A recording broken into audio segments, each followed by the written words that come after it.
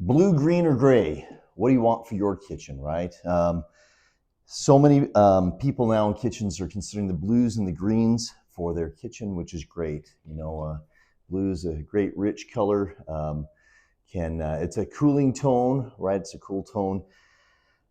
Sometimes people say it incites peace and so forth. And then green, of course, nice nature feel for those that want to feel like they get the natural feel, bringing it into their kitchen. And then, of course, gray, which is really neutral, subdued, kind of mild, but very, very popular because it's neutral. Of course, I have videos, by the way, on the channel about neutral colors, and I have done all kinds of considerations when it comes to color. There's also one on how to select your colors. But I'm just talking particularly about these, and I'll tell you what's really popular in today's kitchens is to do, this featured, maybe you're doing white for the perimeter cabinets, right?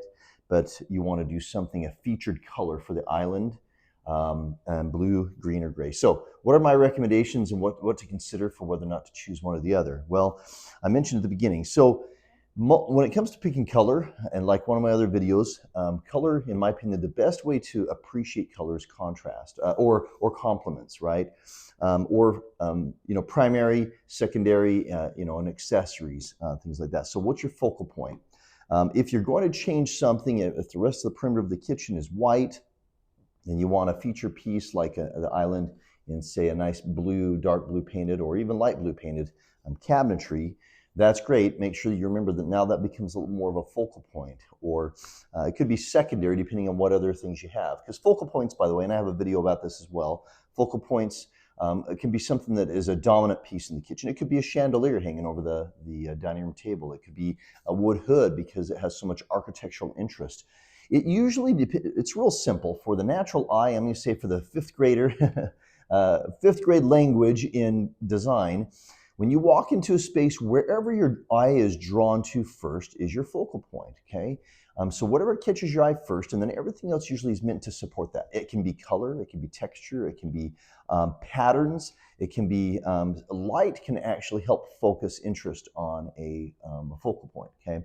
So just think about that. Is this your focal point, or is it simply an accent, okay? And so then that helps you decide how much detail to put in it. Are you going to have turned legs? Are you going to have corbels on that island? Are you going to have base molding that wraps it? Are you going to change the door style for the island alone to draw more interest to it as well? Sometimes color's not enough if the color difference isn't a big difference. But blue's a beautiful color.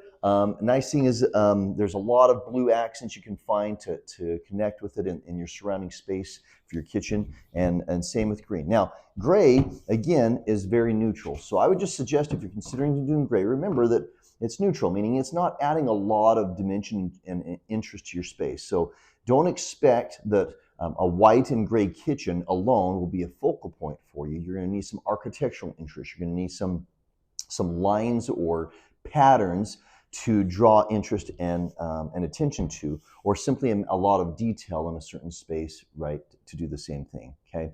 And then just one last little thought when it comes to green. So every single color has substantial variations, right? You can have a little more yellow or a little more orange, a little more red, in one palette, right? You also have your shades and your tints. So when you're looking at that, my suggestion would be is once you pick your color, even if you're an expert, because it's subjective, this is for your own space, my suggestion is to have other people look at your color palette. Look at your rendering or your plan, your example of what it's going to look like in the end, right? Have the color palette put together, and preferably have that color palette put it in the same color or in the same lighting as you're going to have in your end space, because that will affect things. Natural lighting, by the way, affects it dramatically, which is fantastic, and it varies and changes throughout the day and whether or not it's cloudy and as far as also what time of year. All those things affect the coloration that comes from the sun as it comes through your house, and then what it reflects off too as it comes through. So a lot of fun, right? But I guess when I come back to blue, green, or gray, if you're using this as an accent color, these are great options for like an island or other applications, okay? Especially if you're using neutral like white for the perimeter. So, or maybe perhaps like a natural stained wood. This is a great complement. So I hope you have a lot of fun. If you have questions about something you're considering doing for your cabinets, drop them in the comments below. And of course, we always love to subscribe. Thanks guys for watching Kitchen Design. I'm Shad.